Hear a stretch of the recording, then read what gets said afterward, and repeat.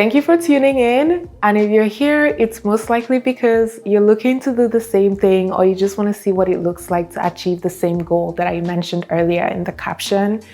And just to recap for everyone that is here, my ultimate goal is to lose fat and keep the muscle. At this point, not even gain, just like keep the muscle that I've got. I feel like I've built some muscle from going to the gym pretty consistently within the last 1.5 years. And now I just want to focus on like trimming down the fat. I just have my notebook here. But like I mentioned, walking 10K is so important. Like I have tried to do this before and I've noticed that 10,000 steps is going to be about 1.5 hours for me. And I've been thinking about if I really need to do 10K or if I can just do 1 hour or if I can break it up into like 2 times on the treadmill. But let's just be completely honest, I also work out. So in the morning, I'm going to work out for about 45 minutes, including warm up and cool down. And then I am also going to do my 10K steps. And I'm just thinking, what if I just started with an hour? I know an hour is not 10K, but maybe if I just started with an hour, I would still see results. So I guess I'll be updating you guys every single week to see how things are going. I have a lot of thoughts on sharing this with more people. And at first I didn't want to share it with anyone because what if I don't achieve it? As I've come here now to say that I'm gonna do this thing, what if I fail? What if I stop in between? What if I don't finish?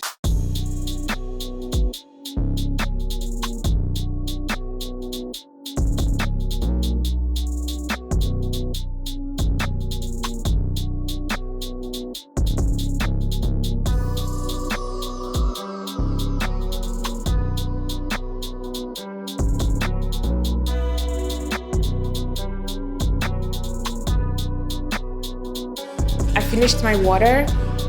I was telling you guys how I drink my water. Like I try to do it like when I'm working out, and even like right after you work out is also a very great time to drink water because you're gonna feel real thirsty like I'm feeling right now. But I'm so glad that I did it, and I just want to encourage you as well to get your steps in. It's not too late. Get up. Don't overthink it. And if all you've got is 5 minutes today, do the 5 minutes. It's fine.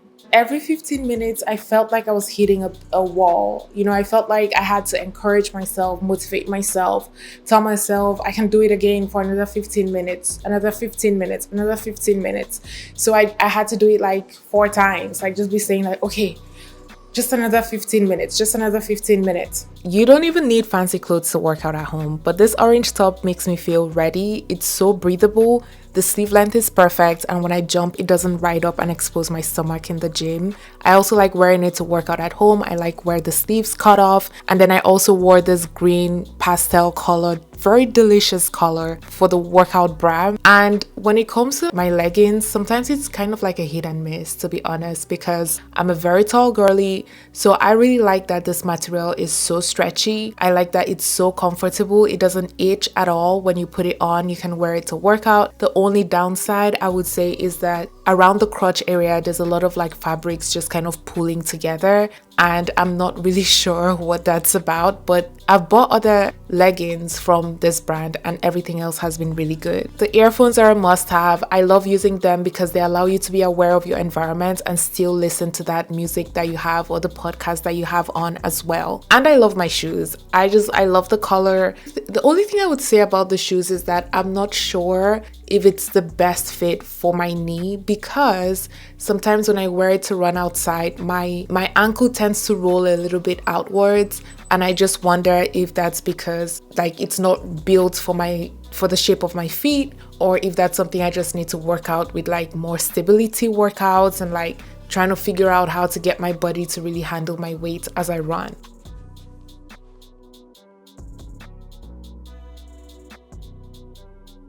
This is the part that makes my week so much easier, especially because my goal is fat loss without feeling weak, which means I need to still have my carbs, I need to meet my protein goals, at least 120 grams for each week, and I like to keep it simple. I am a girl that can eat the same meal every single day, no problem. Because I'm a busy person, and if I had to do 1,000 recipes, which I try to do once, I try to do something unique for every single day for what I was gonna eat. And it didn't take long until I started feeling really burnt out. And that's when I realized that I can just eat the same thing every single day, so far as it's delicious, it's tasty, and it's visually appealing. So here's what I ended up prepping. I did 7 servings of egg bake. So essentially it's my egg whites, eggs, some vegetables, some spices, all of that, and then it goes into the oven. And then I also did 6 servings of beef, minced beef, for lunch. And I'm also having that with quinoa and some vegetables. And I meant to do 6 servings of that broccoli, but then I ran out because I used frozen broccolis.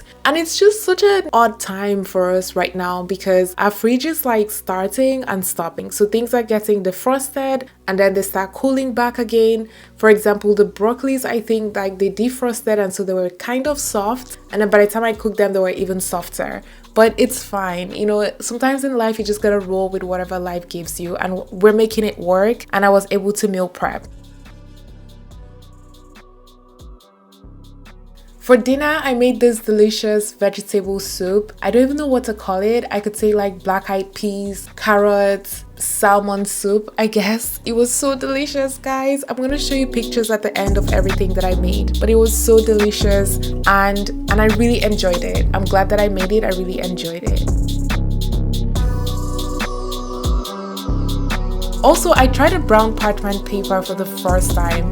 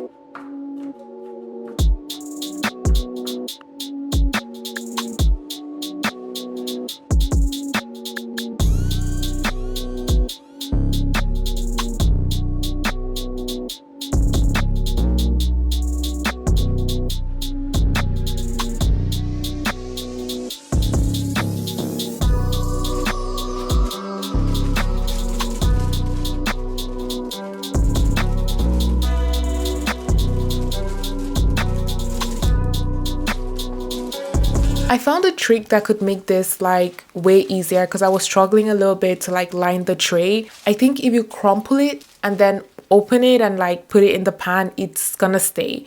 Versus this one, I kept pushing down and once I let go, it just went back to the top like you can see here. And yeah, you just pour your eggs into that. A little bit of it went into the pan. I don't know how it got there. I guess, I don't know, girl. I have no idea. But then you add your tomatoes, you add everything, and then you put it in the oven. And then I went on to continue making my beef. And for my beef, I just add onions, garlic, paprika. I also add a little bit of oregano, all the things that I love, a little bit of tomato sauce, some hot sauce, you know, bring in the spices.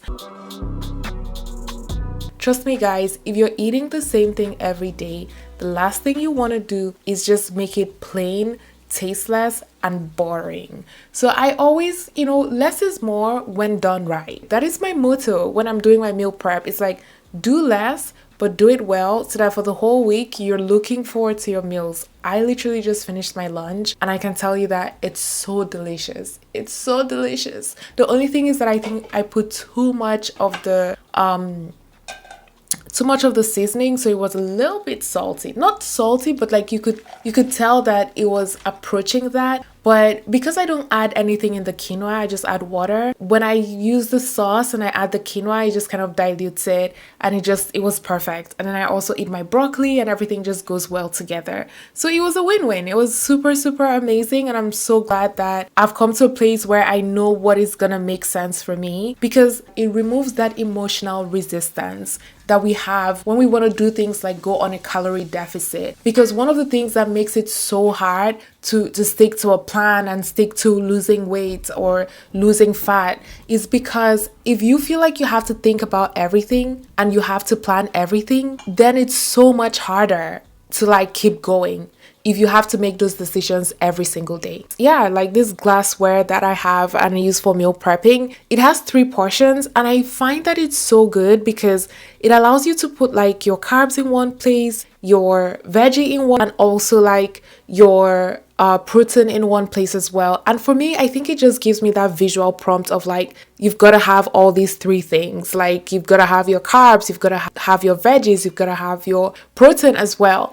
And you can just see how juicy the meat looks. Girl, it is so good. Trust me, if you take your time to make one meal, but you make it well, you can eat it every day. You don't need to have like tons of variety. You can eat it every day. I'm starting off here with 75.2 kg, and my plan is to try and reach 67.0 kg, so lose about 8.2 kg in 12 weeks. And I know that it's not going to be as easy as I think that it's supposed to be, because, you know, it's one thing to do the meal plan, it's another thing to stick to eating the meal plan.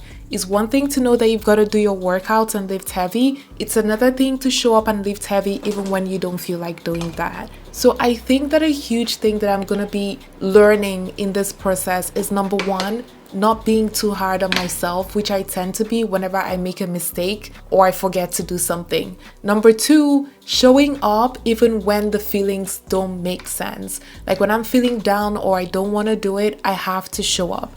And the thing about feelings is that it's the one thing that has helped me to decide to do this, but it's not gonna be the thing that makes me show up every day and make the commitment and the sacrifice that I need to do to get to this goal. It's one thing to have a goal, which is usually from a feeling, the feeling of wanting to lose weight. But it's another thing to have the systems and to commit to sacrificing waking up early to go to the gym so that I can achieve this. And so I'm hoping that as I document this and share it with you guys, I'm also motivating myself to keep going.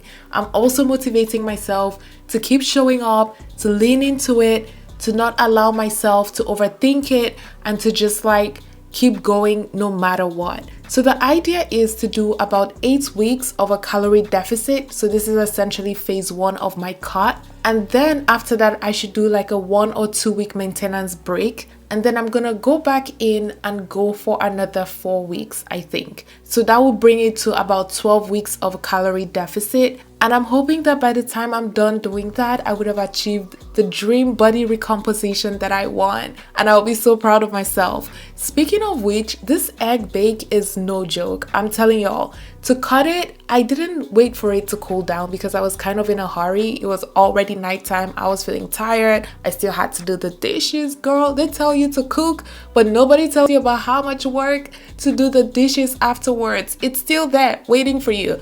This is a picture of my dinner, which I was telling y'all about, my carrot bean cake, whatever situation. It was delicious. And here I am struggling with this egg bake, just trying to make 7 pieces from it. And I know I'm doing it all wrong. And this is what it looks like paired with my delicious bread, which I love to eat. And it's so delicious, guys. Like, make food that excites you. I like when my food is colorful.